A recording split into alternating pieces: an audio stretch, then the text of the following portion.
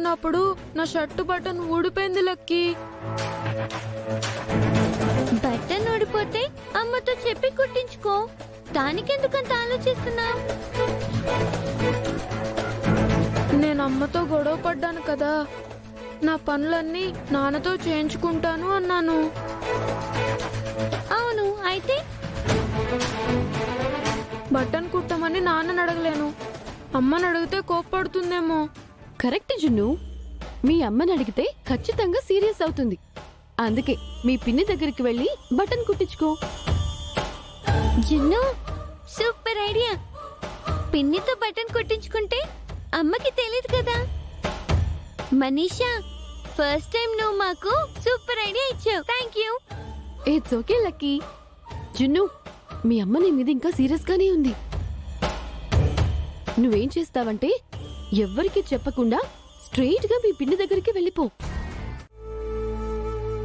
నా shirt button ఊడిపోయింది, నువ్వు కుట్టివ్వవా ప్లీజ్? నీ షర్ట్ బటన్ నేనెందుకు కుట్టాలరా? నేనేమైనా నీ కూలీని అనుకుంటున్నావా, టైలర్ అనుకుంటున్నావా? అదేంటి పిన్ని అలా అంటున్నావు? ఇంకేమన్నాలరా? నువ్వు ఆర్డర్ వేయగానే నేను పని చేసి పెట్టాలా? నీకు మీ అమ్మకి పని చేయడానికి నేనేమైనా ఇక్కడున్నానా? మీకు చాకరీలు చేసే బానిసలు ఎవరూ లేరిక్కడ. ఎవరి పనులు వాళ్లే చేసుకోవాలి. హే జాను, జున్నుతో ఏంటి అలా మాట్లాడుతున్నావు? వేల్డంత లేడు, వీడు కూడా నాకు పని చెప్తున్నాడు. నేనేమైనా వీడి పని మనిషినా? నువ్వు పిన్నివి అయినా జున్ను ఏం అడిగాడని అంతలా కోపడుతున్నావు? ఏం కావాలి జున్ను? నా షర్టు బటన్ ఊడిపోయింది బాబాయ్. అమ్మకు తెలిస్తే కోప్పడుతుందని పిన్నిని కుట్టివ్వమంటే. షర్టు లేదు, బటను లేదు, నేనేం కుట్టను. పో బయటికి, పద. జాను, జాను. వెళ్ళు. జున్ను,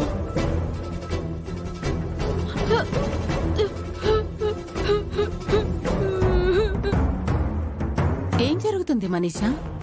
ఇప్పుడే ఇంకొక పాచిక వేశాను ఆంటీ. అది ఎలా పారుతుందో మీరే చూడండి. జున్ను, ఏమైంది? ఎందుకు ఏడుస్తున్నావు? పిన్ని నన్ను తిట్టింది నాన్న. పిన్ని తిట్టిందా? ఎందుకు? నా షర్టు బటన్ ఊడిపోయింది నాన్న. అది తెలిస్తే అమ్మ తిడుతుందని పిన్నిని కుట్టివ్వమన్నాను.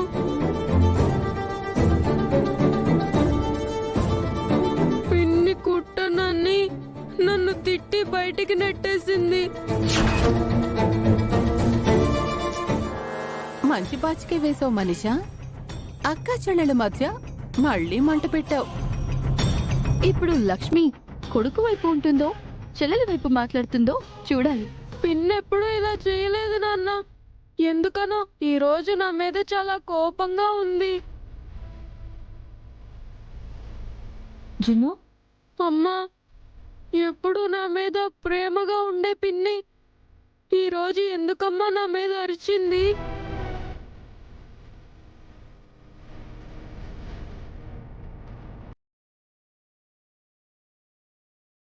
ఈరోజు పిన్ని మూడు బాగోలేదు జున్ను. సరే, నువ్వేడవకో. ఏంటి వివేక్ ఇది? ఏదైనా ఉంటే పెద్దవాళ్ళు మనం చూసుకోవాలి, అంతేగాని పిల్లల మీద కోపాలా? సారీ అన్నయ్య, నేను తనకి చెప్పాను.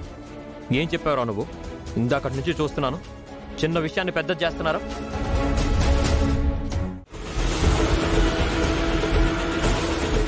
జాను, తిను. నాకు ఫుడ్ తీసుకొచ్చారేంటి? నేనే కిందకొచ్చేదాన్ని కదా.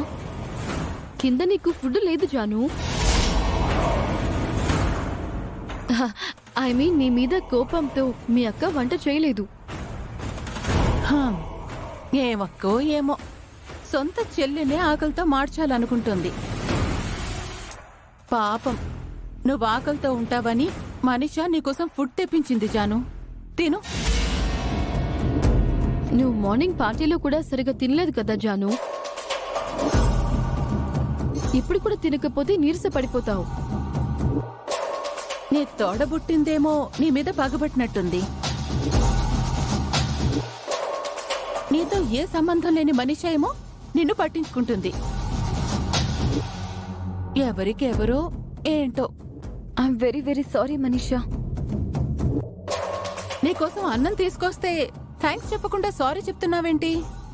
ఇన్నాళ్ళు మనీషాని మిస్అండర్స్టాండ్ చేసుకున్నాను అత్తయ్య. తను చెడ్డదనుకున్నాను, కానీ నా గురించి ఇంతగా ఆలోచిస్తుంది అనుకోలేదు. నేను నీ గురించి ఎప్పటి నుంచో ఆలోచిస్తున్నాను జాను. అంతెందుకు, నువ్వు వివేక్ ని పెళ్లి చేసుకుని వచ్చినప్పుడు నిన్ను ఆంటీ ఇంట్లోకి రానివ్వకపోతే నేనే కదా నిన్ను సపోర్ట్ చేశాను. అవును, ఆ రోజు మనిషి చెప్పబట్టే నేను నిన్ను క్షమించాను. ఆ తర్వాత మీ ఫస్ట్ నైట్ రోజు ఆంటీ అంగీకారంతోనే నువ్వు వివేక్ ఒకటవ్వడం బెటర్ అని నీకు సలహా కూడా ఇచ్చాను. ఇలా నీ విషయంలో నేను ఎన్నో చేశాను జాను, ఇప్పుడేం కొత్త కాదు. నిజమే మనీషా, మా అక్క మాయలో పడి నేనే ఇన్నాళ్ళు నిన్ను గుర్తించలేదు. మాయ మీ అక్కది కాదే, ఈ మనీషాది. అందుకే సారీ చెప్పాను మనీషా. మన మధ్య సారీలొద్దు, థ్యాంక్స్లు వద్దు. నువ్వు ఆకలితో ఉండకుండా కడుపు నిండా తింటే నాకదే హ్యాపీ. తిను జాను. మరి వివేక్? ఆ, వాళ్ళకి నేను పెడతానులే జాను, ముందు నువ్వు తిను. మీరు కూడా తినండి. నువ్వు తింటే మేం తిన్నట్లే. ఫుడ్ వేడిగా ఉంది, చల్లారక ముందే తిను. కూర్చో.